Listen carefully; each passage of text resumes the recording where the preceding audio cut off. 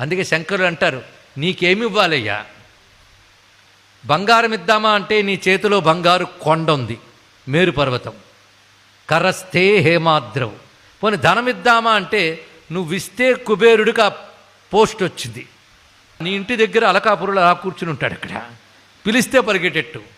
అందుకే కరస్థే హేమాద్రవు గిరిశ నికటస్థే ధనపతవు గృహస్థే సద్భూజామరసురభి చింతామణి గణై. నీ ఇంట్లో కల్పవృక్షాలు కామధేనువులు చింతామణులు ఉన్నాయి, ఏది కావాలంటే అది వస్తుంది. అంతేకాదు స్వామి శిరస్థే సీతాంశవు. ఒక్కొక్కసారి ప్రేమ పైత్యం ముదిరితే చంద్రుడిని తీసుకొచ్చి నీ తలలో పెడతా అంటాం, ఆ చంద్రుడిని తల మీద ఉన్నాడు, ఇంకేం చేస్తా. చరణయుగలస్థే కెల శుభే. నీకేదైనా ఫేవర్ మంచి చేస్తాం, శుభం చేద్దామంటే శుభాలన్నీ నీ పాదాల్లోనూ ఉన్నాయి. అన్నీ ఉన్న నీకు నేనేమిస్తానయ్యా? కిమర్థం దాస్యేహం భవతు భవదర్థం మమ మనః.